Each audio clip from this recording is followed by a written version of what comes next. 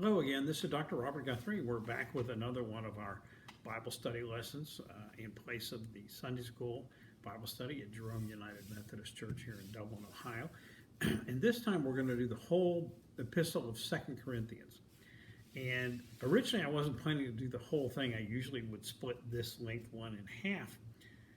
But as I went through it time and time again, this one is so different than any of other Paul's epistles. I thought it would be easier to summarize it all at once. And we've been through, this will be our fourth one of Paul's letters we're going on. We did Galatians first, which is a purely theological letter, telling them basically, stating out very clearly that salvation is through faith in Jesus Christ. It's from the gift of God's grace as for our faith in Jesus. And in Romans, you had a combination of a lot of theological things. It really was written as an introduction to the church in Rome, which Paul had not started. And it's heavily theological with the same thing, salvation through faith. 1 Corinthians, which is a widely used epistle in church services, it's quoted. It has the love sonnet in chapter 13 that people often use at weddings, even though it's a different kind of love than the sexual love of weddings. And it's got a lot of pastoral counseling. What do you do about immoral people in the congregation who refuse to repent? What do you do about spiritual gifts? What do you do about tongue speaking? And it's the only time in the New Testament where tongue speaking shows up. So it's a very interesting question. This is a totally different letter. That 1 Corinthians letter was clearly a pastoral letter writing back to the church he had started it personally in Corinth, a wealthy community on the east coast of Greece. And he was writing them as their founding pastor, telling them to shape up and straighten up their ways and do this and do that. And there was a lot of almost frustration, anger in the letter. I taught you guys better than this. Why are you doing this? And they had a person in the congregation living in an incestuous relation with his stepmother and stuff like that. This letter is very different. And when you go through it, and if you kind of read it through gently, you'll see that Paul's emotional mood is totally different than in 1 Corinthians. In 1 Corinthians, he was being strident and firm, even angry, demanding of them, we need to do this, you need to do this. This person won't shape up, and get rid of them, and blah, blah, blah. And this letter is very, very different. Now, some people think this letter is several fragments of several different letters put together into one. It's not clear, certainly not clear to me. I'm not a scholar of the New Testament. I'm a student of New Testament scholarship. But you could argue that it has three separate sections to it. Now, could these sections have been fragments of other letters where the rest of the letter got lost and the church decided to combine them into this more lengthy one? Remember, preserving these letters was not a formal process. They didn't know, here's another letter from Paul, let's copy it and put it in our archives. They probably didn't have any archives. It was probably preserved by several people. So it could have been that they had two or three letters which had been more fragmentary and they combined them. It could be that simply Paul got to a certain point because he would dictate his letters, and then he stopped, let's say at the end of chapter 7, stopped and came back 3 or 4 days later and did chapters 8 and 9, and then stopped again and came back a week later and did 10 through 13, because those are where the breaks are. Or it could have been that these were three separate letters which were combined later, or two separate letters which were combined in the fragments. And as we said last week, there was a first letter to Corinthians that's been lost. We don't know whatever happened to it, but he makes references to it in the 1 Corinthians. But this is very different. You don't find a significant theological message in this letter, which is why I decided to do it all at once, because there's just not a specific message there. What you see in here is Paul's vulnerability. And people are probably startled and say, how can I say that the greatest Christian evangelist of all time, the person who took Christianity and modeled it to where it became acceptable in the Greco-Roman world, could feel vulnerable. Well, if you read the letter, he very clearly is vulnerable. And you think about it, everybody's vulnerable. I'm vulnerable. You are vulnerable. Everybody is. And just because he's a saint doesn't mean he's less vulnerable. You could argue that being a saint, which I am definitely not, is a very difficult burden to carry. You always have to be perfect. Good luck with that. Nobody's perfect. You always have to be on your mission. You can't back away and say, well, I'm just going to sit down this weekend and read books or watch the football games or something like that. You just can't do that. You're always on call. You're always working. And so that's a tremendous amount of pressure. And then you started these various churches through the Eastern Mediterranean area, and then you got to keep in touch with them because they're all going to backslide back into the original culture. That's just almost inevitable. So it's a real challenge. And you got to understand the other dynamic he had. He didn't have the comforts that most of us have. He didn't have a wife. Therefore, he wouldn't have had any children. He clearly had some extended family. There's a reference in Acts to a nephew of his. But we don't hear about him. We have no contact with them. We don't really know. So with that, he's lonely. He doesn't have the comfort of a home. I have a nice home here. It's very comfortable. He doesn't have that. He's on the road. He'll spend months or even a year or two in various places, but he has to live with somebody else in their accommodation. He doesn't have a comfortable income provided to him by the churches. He has to raise the money himself. He was a tent maker. And he has very difficult travel.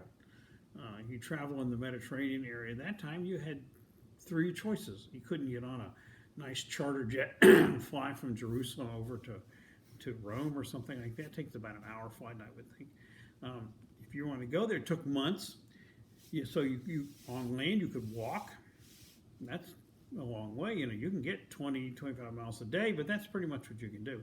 You can ride a horse. If you've ever ridden a horse day after day like I've done in my youth, it can be pretty uncomfortable on your back and things like that. Or you could take the sailing ships. Now, and the sailing the Mediterranean was very challenging. Paul was shipwrecked 3 times. One of them is described well in Acts, but apparently there were 2 other shipwrecks. They sailed the coast. They didn't have any navigational instruments. They would work off the stars, and if it gets cloudy, you can't use the stars. And so he shipwrecked a number of times, and so traveling by sea was very difficult and uncomfortable and dangerous. So his life was very dangerous, and you put on top of this a feeling in the first part of this letter, in the first 7 chapters, that the church at Corinth is mad at him. And he's feeling isolated and rejected by them. And I can see why he would feel that. He rips them in the last letter, basically chews them out, all of them. And then he had gotten a delegation coming to him before the First Corinthians letter. He may have gotten word back, either in a letter or a delegation, that they were unhappy with him. And suddenly he's feeling vulnerable. He's feeling loneliness. I'm certain he was lonely all the time. He feels rejection. How could these people reject him when he had created their church? Well, churches are, as I've said before, full of humans, and therefore there's always some kind of problem in every church. He could feel even betrayal by them. And like I said, remember that this is really a tough job, being a saint, particularly a saint in the first century with all the difficulties there. And so in the first chapters 1 through 7, he's dealing with this, all these feelings about rejection. And then he seems that he's concerned and feeling remorse that he may have been too tough on him in the last letter, that he may have ruptured that relationship. And he's feeling some self-pity and vulnerability. This is all perfectly normal human relations to me. Human feelings and emotions, we all feel vulnerable at times. But he realizes he may have been too tough on him. And he very well may have been. He was really tough. Maybe the person that he was most upset with, who was living in an incestuous relationship with his stepmother, maybe that was a powerful, important member of the congregation. And so he's feeling a bit that he may have alienated them, he may have been too tough on them, and he's now wondering what to do. So he tells them now, he switches and tells them, okay, it's time to love and forgive the sinner. The sinners may still be there. But, he again emphasizes how difficult his role is. He seems to be asking, even pleading for a reconciliation with them, to restore that relationship, and to be supportive of the congregation, have the congregation psychologically be supporting of him. This is not the fiery, angry, theologically strong Paul of the first letter. The first letter is totally different. Tone is confident, even to the point of arrogance, so it's very, very different. This one is more penitential, vulnerable, and so it's a really good thing to read once or twice to keep a feel for what it's like to be a great saintly pastor. It's lonely, it's tough, it's demanding, and particularly when the congregations are going to backslide on you. Once he leaves, they're surrounded by the old Greco-Roman culture of money, of sexual immorality, of pagan worship, and the discomfort that they come, and this is a small congregation feeling vulnerable. So you're going to get some backsliding. You get backsliding in modern churches. And he does make some references to the first letter, and then he goes into a situation where he's trying to defend himself for having been tough and been critical on him.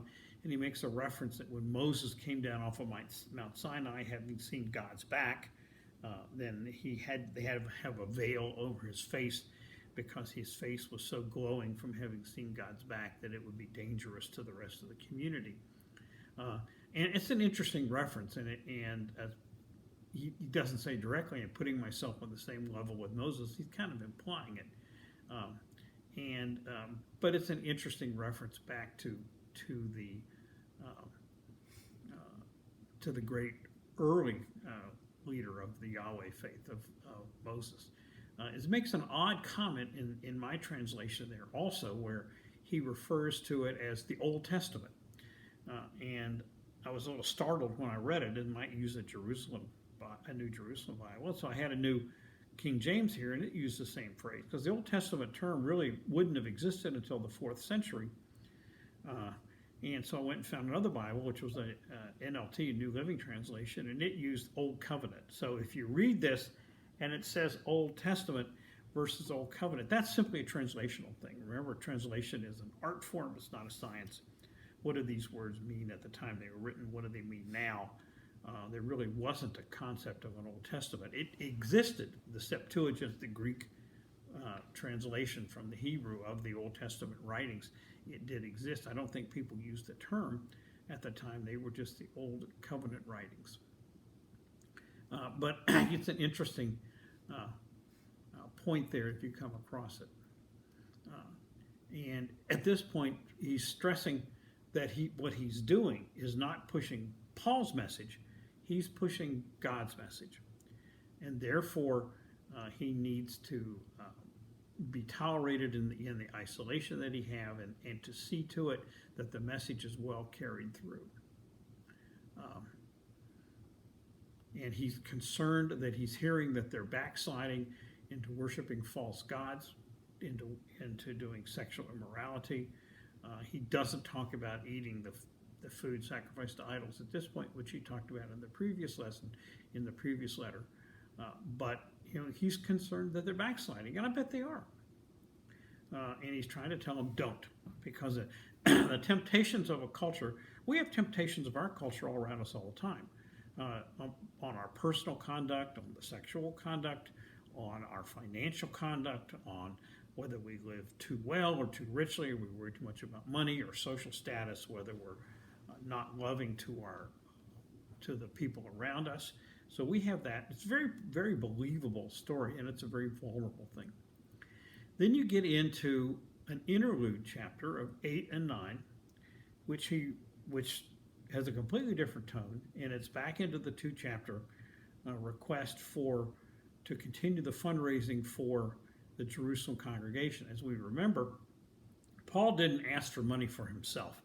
He felt it was better for him to support himself, which actually, ethically, morally, that's a great approach from a itinerant pastor like this, to pay his own way, not be using his articulate skills to raise money for himself. We've clearly got modern pastors, not really in our Methodist church where we have a more top-down system, but here in American Protestantism, a lot of independent churches, some of the pastors are extremely skillful at fundraising, and they raise lots of money and they live like medieval princesses. And so it's a real issue. But most churches struggle to fundraise.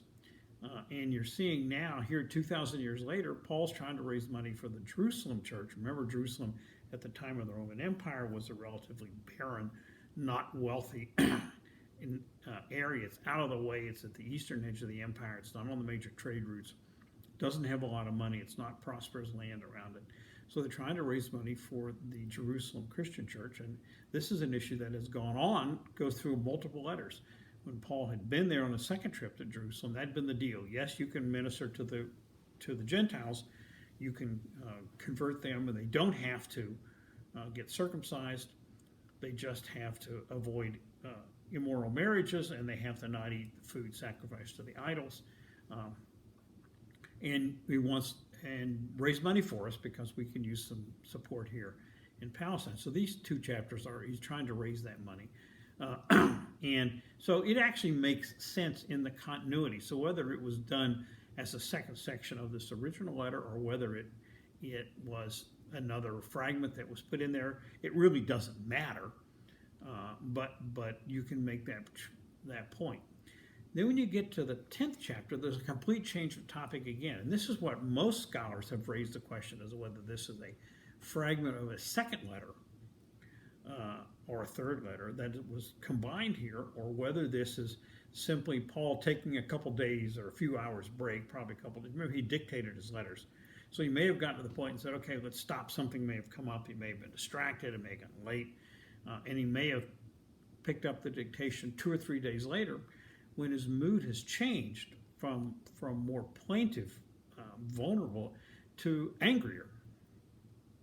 And or this could have been another letter. He could have had word back from the Corinthian congregation that people are undermining him in the Corinthian congregation. They're bad-mouthing him. They say things like, you hear that's great as this tremendously dynamic preacher and how wonderful he is, and then he shows up and he's this normal-looking human being, and he may or may not have been terribly eloquent. I would suspect that his power of conversion was that he utterly believed in himself, totally. And that total conviction is what really helped persuade people. Having heard Billy Graham preach a number of times, he's not the really eloquent, dynamic, was not the speaker that Martin Luther King Jr. was. But you can sense that he utterly, totally, and completely believed it, and therefore you were picking up in his sincerity. My guess is that Paul was more of that ilk. But he's angry here because he's feeling betrayed by the congregation, because apparently people he calls the super apostles have been coming around behind him, bad-mouthing him to the churches that he created. These would be, by super apostles, the implication is that these were actually the Galilean Christians who knew Jesus personally. Remember, the term apostle technically was supposed to mean someone who knew Jesus personally. Paul was very jumpy about this because he said, well, he knew he was bringing more people to Christ than anybody else, probably than all the other ones combined. And he didn't like them saying, well, you didn't really know Jesus. He said, yeah, I did. I met him on the Damascus Road when he appeared to me and spoke to me. So I did meet him. So he was jumpy about this, and so he's critical of them coming along because they're kind of coming into the church as he starts, and they're putting him down, and they're saying, well, he's really not that much of an authority. They're challenging his authority. They're challenging his reputation. So he's lashing back at these people in this part of the letter. And so it's interesting that the Corinthian Christians were some of them probably swayed by this. These are the people who knew Jesus, etc. And it's very interesting. You remember the background. And he goes through his background. He was born of tribe of Benjamin. He was circumcised on the 8th day. He was an observer of the law. He was a persecutor there. So he goes through his background again to really show that his credentials are legitimate. And then he makes the point that Jesus had particularly chosen him to be the messenger to the Hebrew prophets, to the Gentile congregations, not to the Hebrew congregations. So he goes through that background again, and he talks about how much suffering he's had. Shipwrecked 3 times, arrested any number of times, imprisoned, flogged. I can't remember all the detail. I think he'd been flogged 3 or 4 times. And so you can see him be a combination of angry and a little bit self-suffering here. So he reminds them of their sinfulness. We can always be reminded of our sinfulness. And he goes over the various sins in the congregation: rivalry, jealousy, quarreling, slander, even sexual immorality. Sounds like modern life, because we certainly have all those things in modern life. And then he's basically chewing them out, telling them not to slide back. It's easy to say, it's tough to do. And then he talks about he's planning to visit them a 3rd time. He'll pick up I think he's going to have someone else, Titus, pick up the offering. And he's going to go to Jerusalem first and then stop back there on the 3rd time. And his challenge to them is to put themselves to the test, to adhere properly to Christianity, to put aside their petty grievances, and to really live in the Spirit, and to use that living in the Spirit to encourage others to join the church.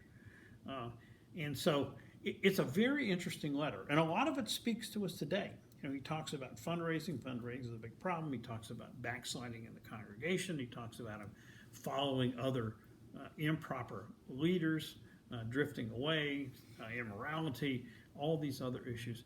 But it's very personal, and so it's really not mentioned much in churches. You reading from the epistles, they tend to take more popular sections like the love letter or spiritual gifts or something. And this is not the one that you're going to get up in the car and preach a sermon on the vulnerabilities that Paul had, that even Paul, the greatest of them, had felt fear and rejection and isolation and all those things we all feel. So it's a very, very interesting letter.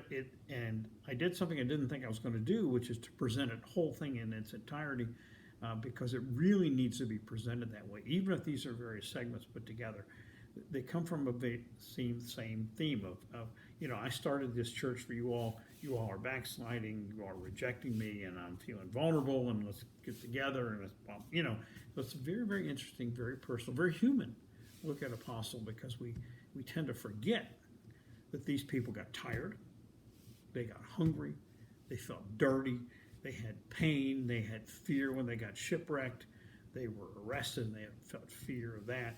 So, we put them where we don't remember that they're human like the rest of us. So it's a very interesting letter. We'll stop here, and I'll see you next week. And by the way, my wife and I, this coming Sunday, it's our 45th wedding anniversary. So 45 years with one marriage. We have done well, but we've treated each other well. So thank you very much. I'll see you next week.